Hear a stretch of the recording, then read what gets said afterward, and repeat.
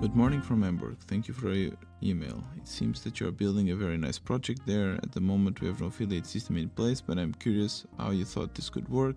Maybe we can do something together. Cool. Hey, and welcome to another episode of Wannabe Entrepreneur. I was just here reading an email I got from a company called Wild. They do some recycle plastic bags. They are a German company. It's really cool. I actually approached them a few days ago to try to get them in my store, in the Echo store, and maybe get an affiliate with affiliate link.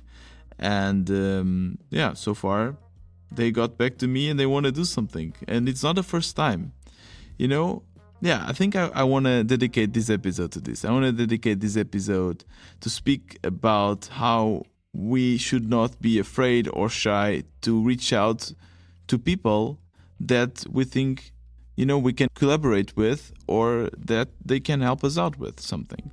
And that has been my approach since I started living this entrepreneurial lifestyle. Well, since I started any of my projects, sometimes I send some crazy messages to people just to see if I can get some mentorship, some advice, or some partnerships. And the same is happening also for this podcast. This is how I get people to interview. It's basically sending a random message. And sometimes it works, sometimes it doesn't.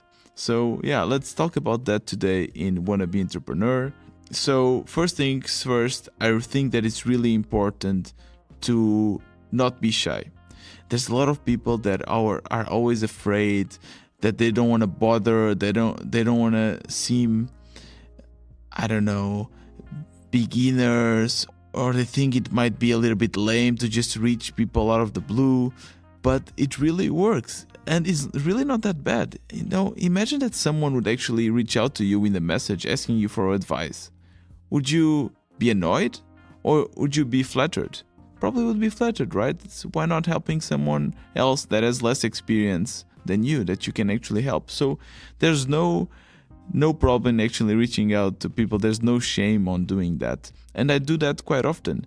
And this actually applies to anything in life. If you want to find a new job, it's actually much better if you find some person on LinkedIn that works in the company, your target company, and send them a message directly than to actually go through the normal recruiting process. It doesn't mean that you don't have to go through this recruiting process after all. You probably have to, but at least you have someone that can advise you, can put a word for you in the company. So it's always great. And I've been doing this for Changeit mostly to get companies and to get into affiliate programs. My business model with Changeit is it's the affiliate business model. We have an Echo store where we sell sustainable products, or we actually showcase sustainable products. And if someone clicks and buys, we get a percentage of the price. And I have Amazon. There's a lot of companies that already have this system in place. I actually spoke about this quite thoroughly in one of the episodes. I will link them in the description. Amazon and a lot of big companies already have this setup. But what I actually want to do is to go directly to the producer, to go directly to these small sustainable companies, either in Germany, in the US, Portugal, whatever country. And for that, I really need to approach them directly. And that's what I do. The moment I find a company that I think that we can have some synergy and we can collaborate with, I send them an email and I wait for the response. And it's really great because it's an awesome way for you to train to describe your product in the few words as possible. Because if you send a huge wall of text, people will just not read it.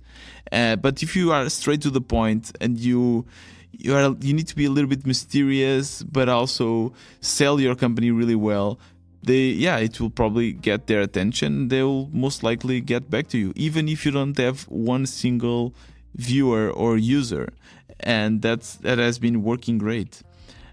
Also for my interviews, a lot of people, for instance, if we check one of the last interview from Iris Krami, the founder of Renan, I didn't know her before. I just saw her on LinkedIn and sent her a random message and she accepted. The same thing also with the Sailing Frenchman. I've been following this guy, this YouTube channel, for years.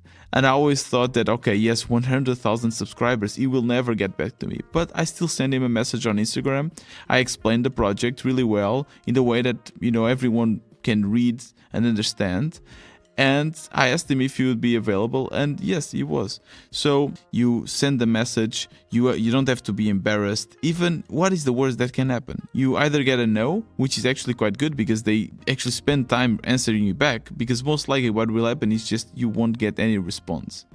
And one other tip that it works quite well is to send a follow-up message. So if you send a message saying, hey, I'm Tiago, I have this podcast, I want to interview about your project, are you up for it? And they don't get back to you, they don't answer, it's okay. You can just send another message after 1, 2, 3 days. Hey, how are you? I'm just wondering if you got time to see my previous message. And a lot of times this actually works. I think, for instance, for the Sailing Frenchman, that's how I got him to answer. And for many people, this is what happens. So always send a follow-up, and they will see that you are serious about it. They will feel that they actually owe you a response. So yeah, definitely that's a great way to get people to answer you back. And sometimes I really get annoyed when people just do not answer or answer in an arrogant way, and that's actually a great way for me to see that I don't want to do business with them, because if they are arrogant just because they are on top, then it means that they are maybe just not that great people. So it's also a great way to filter out some of potential bad partnerships. I will share some of my most successful messages in a post that will be available for the members and supporters of this podcast. It will be in the description of this episode. So if you are a member, you can just go there, click, and you can see my most successful messages, both for Change It and for Wannabe Entrepreneur.